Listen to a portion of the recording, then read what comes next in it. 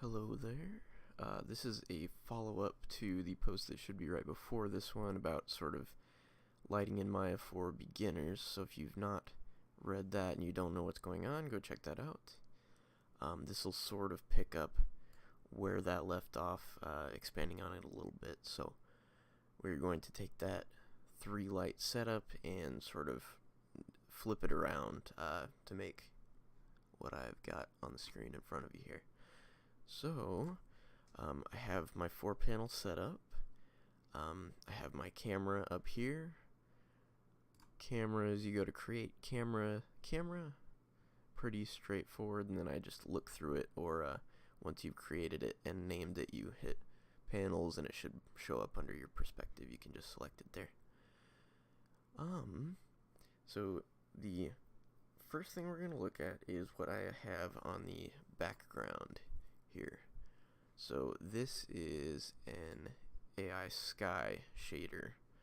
So if you go to your Arnold render settings, down under environment, and then background, you'll hit this little checker box.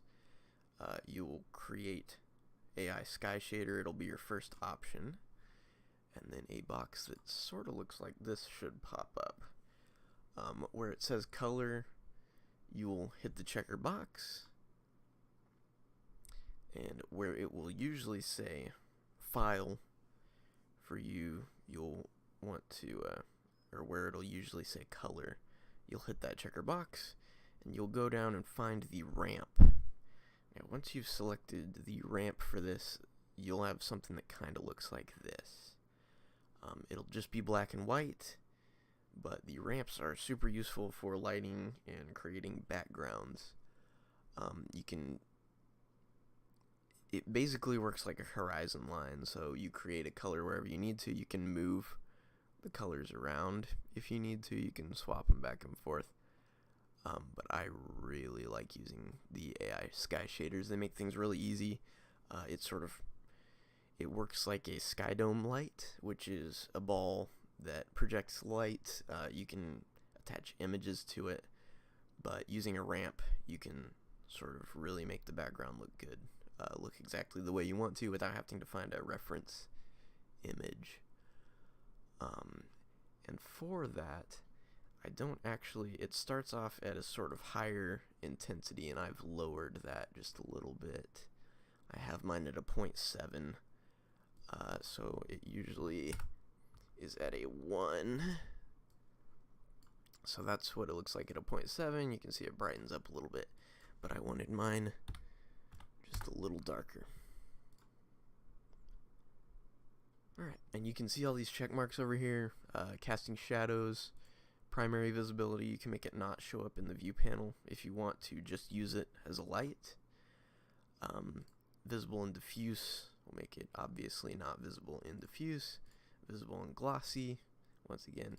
Reflections, refractions, the same sort of thing.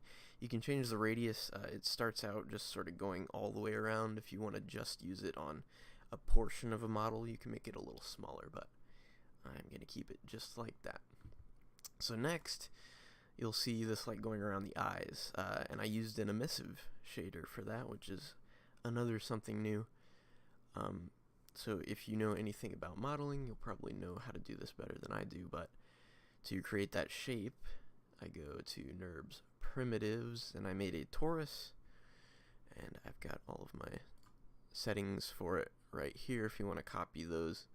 The toruses are pretty easy to mess around with. This will make it a little thinner. That's what I wanted to do to it, and obviously scale it to make it whatever size you want. And once you've got your shape right, you want to go to your hypershade,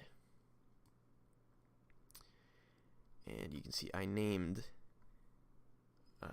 this shader. This AI standard is what I have applied to my model, but this glow is what I have applied to the torus. And to get that to glow, you want to scroll all the way down to the bottom to emission. And you can change the scale, you can change the color this is emitting. It's really useful. You can basically apply this to whatever you want. You can make it brighter, you can make it darker. I think you have to manually put in the number. I think the highest it'll go just naturally is 1, so we can take a look at what that looks like.